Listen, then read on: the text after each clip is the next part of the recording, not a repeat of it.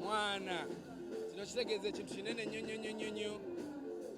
Simanyi sirina na bigambo bya kwogera nenze nebaza Katonda lwa sheeno ya mto wange eri bulamu nsanyuse nnyo era ndowooza ondaba ndi very happy.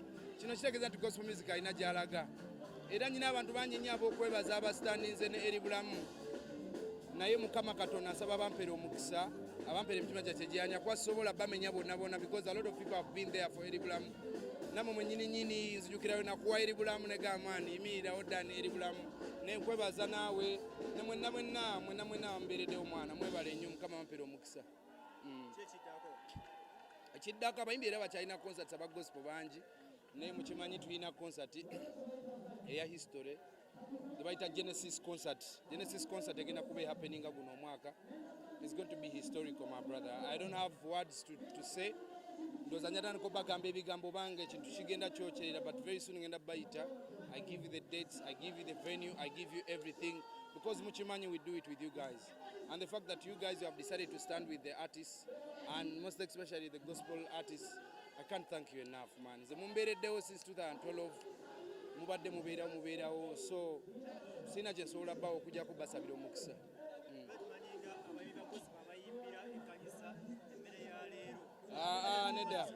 Neda eri bulamu soko je jangu neda abayimbi ba gospel tetuyimbira mmere nga bw'okyogedde omwana omulaba wana abantu basasudde buli muntu ali muno yasasudde sente era ebulamu kyemumanyi kati banaye webale kumpushinga tata wange nkwagala nnyo banaye simayina kumanya naye Mukama wa amaanyi alelezi wanfeze naye nga surprise mwana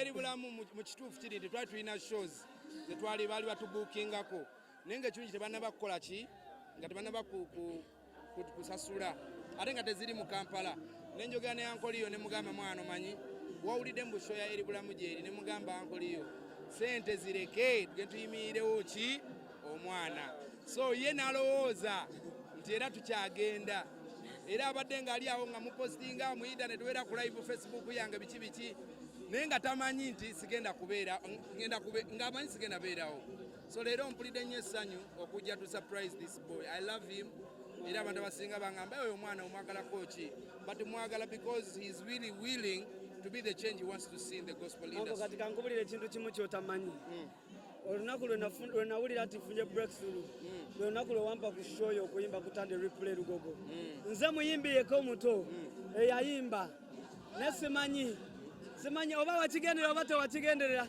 naye bane Mukama w'amaanyi webale kujja bane mwebale mwenna abaze ku show yange namwe abanamawulire mwenna abagisudiza namugipostinga bane gospel music is full of life. Tugenda wala tetugenda va mu gospel music. Amen. Nabira kutata wange ono. Okitegeera ate ne kamana alina naffe tugenda kafuna. Mulo. Amen. I believe, let me tell you something. Gospel music is full of life like he has said. Aina kirala. Abantu abalina mindset abagamba nti gospel music temuli sente ekyo kintu kya bulimba. We can't serve a God who created man and man made money netuba nga tuli baavu. Okitegeera.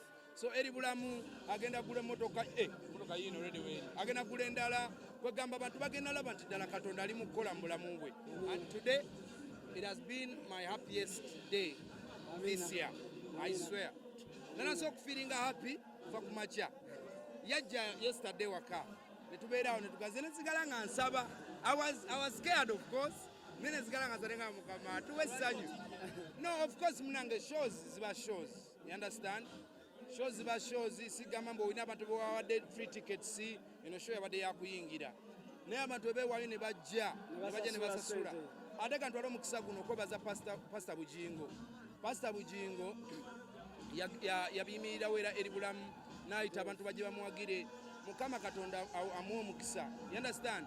Atuyimiridde obeeredde abayimbi bangi nnyo nange mwennyini tubula mwana tumwagala, he's a nice person, so I want to bless God for his life. Nokubanga tusupportinga nokubanga yesitula najja nayinabira mu show zaffe n'abasumba bala balina okubanza okuba balina engeri bawagiramu otegeera naye katono ye tumulabyeko tumuwagira ye aze wano so agamba basumba tebawagira basumba bangi nnyo ze basumba banyi abambeereddewo Apostle Grace Lubega mbereddewo basumba bangi nnyo nnyo my pastor basumba bangi nnyo nnyo naye pastor Bunjingo kinsanyusa nnyo kubanga Yesu n'akola ki najja ne mu show actually nabadde simanyi nti agenda kujja era yabadde surprise kabadde kakodio nabadde simanyi nabadde manyi mami yeka naye kabadde kakodio odangayo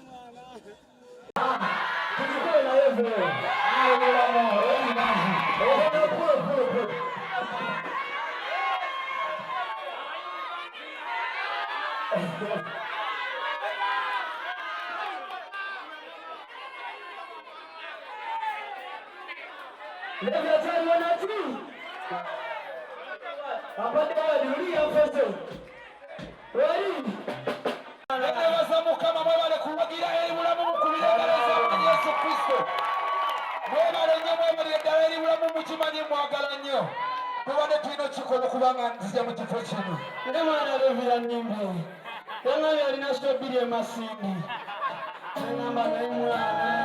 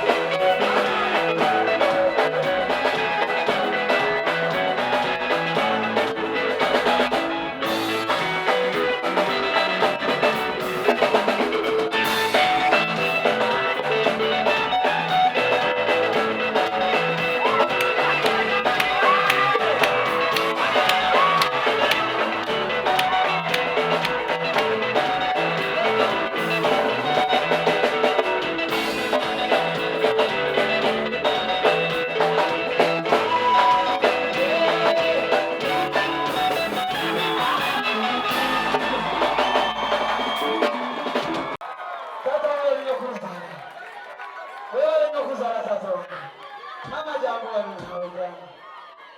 ubira kwa kubantu mama bana kwa wano wazade wanga banyesha mwebale kumsala mama wanga ubira kwa kubantu nawe mwesoka mwetiria mama minga paita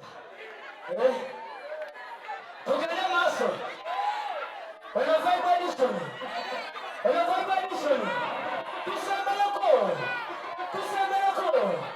This is a very edition. Are you ready? Musumba tata wewe anakuja. Mami na wewe anakuja bana katoda mami. Oyagala omukolo gw'enjawulo gubeere n'ebijjukizo mu nnyumba yo kankwanjulire King Montage Photo Studio ffe bakafulu mu kkuba ebifaananyi n'okukola video olina wedding birthday party kukyala nika baby shower photoshoot oba music shoot na buli kimu kyonna ky'oyagala ffe tusobola okuwa ebijjukizo ebirungi eri ebirooto byo ate nno mwana wattu kusintiiza omuntu wa bulijjo tusange bannankulabe ku bitaala ku Prime Tower Level 3 Room D04 okumanya ebisingawo tukubire ku nnamba zino noti 7 noti 2 emu noti 4 emu 25 oba noti 755 7 7 oba noti 777 noti 23 4 noti 5 King Montage Photo Studio ffe tusobola okuwa ebijjukizo ebirungi ate nno mwana wattu kusintiiza omuntu wa bulijjo